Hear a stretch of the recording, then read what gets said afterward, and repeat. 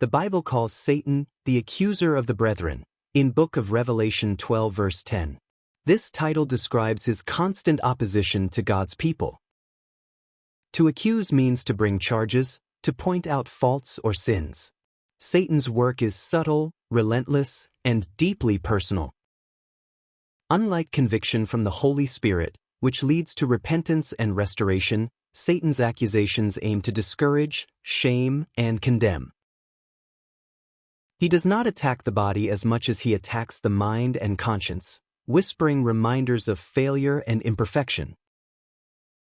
The story of Job illustrates this vividly. Satan approached God and said, essentially, Job only serves you because he is blessed. Take it away, and he will curse you.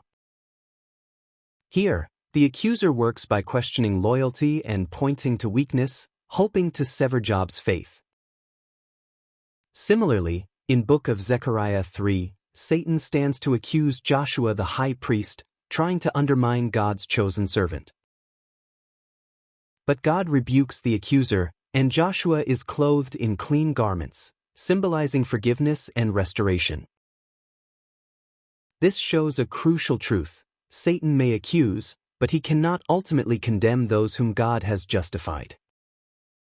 The accuser's goal is to keep believers in fear, guilt, and doubt, so they fail to walk boldly in God's purpose. He thrives on secrecy, shame, and feelings of inadequacy. Many believers unknowingly give him influence when they believe his accusations. Yet the Bible provides assurance. Romans 8 verses 33 to 34 reminds us, "Who shall lay anything to the charge of God's elect? It is God that justifieth." Every accusation Satan makes is answered by the truth of Christ's work. The believer's security is not in their perfection, but in the advocate. Understanding this role of the accuser is essential. Spiritual warfare begins with awareness of how Satan attacks, not just externally, but internally through accusation. From this understanding, we naturally move into the names of Satan, which reveal how he accomplishes this accusation and opposition. The four names of Satan.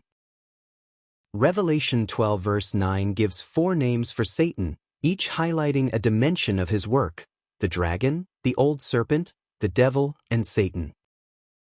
The first name, the dragon, emphasizes destructive power. Dragons symbolize chaos, violence, and opposition to God. The dragon seeks to devour God's people, illustrating Satan's overarching desire to destroy faith, hope, and righteousness. But Revelation also tells us the dragon is cast down, showing that his destructive power is ultimately limited. The second name, the old serpent, points to deception. From Eden, the serpent twisted God's truth to tempt Eve, sowing doubt in her heart. Even today, Satan deceives subtly, often using half-truths or questions designed to undermine trust in God's word. The third name, the devil, literally means accuser or slanderer. This connects directly to the first section, the accuser of the brethren. The devil thrives on pointing out failures, emphasizing sin, and making believers feel unworthy of God's love. The fourth name, Satan, means adversary or opponent. It emphasizes his role as one who stands against God and his people at every turn.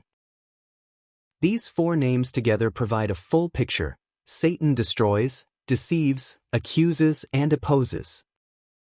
Knowing these names equips believers to recognize his tactics and resist him more effectively. But Revelation 12 also shows the limits of Satan's power. He is cast down, his accusations are silenced, and his ultimate defeat is certain. The names of Satan naturally transition into the courtroom imagery, because Revelation 12 also depicts a heavenly court where his accusations are answered.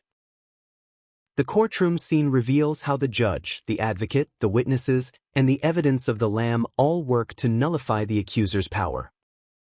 By linking Satan's names to the courtroom, we see both his methods and the divine response, forming a clear spiritual narrative. The five courtroom figures. In this heavenly courtroom, we identify 5 figures: the judge, God; the accuser, Satan; the advocate, Christ; the witnesses, believers; and the Lamb, Christ as sacrificial evidence. The judge is God, seated on his throne, ruling with perfect justice. He weighs all evidence and sees the heart of every believer. The accuser is Satan, bringing charges day and night, attempting to condemn, discourage, and intimidate God's people. The advocate is Jesus Christ, who stands before the judge, defending believers. His intercession is based on his perfect righteousness and the sacrifice of the Lamb. The witnesses are believers, whose testimony, words of faith, acts of obedience, and confessions become evidence of God's transformative work in the world. Finally, the Lamb represents Christ's sacrifice. The blood of the Lamb is the ultimate evidence that secures victory for believers.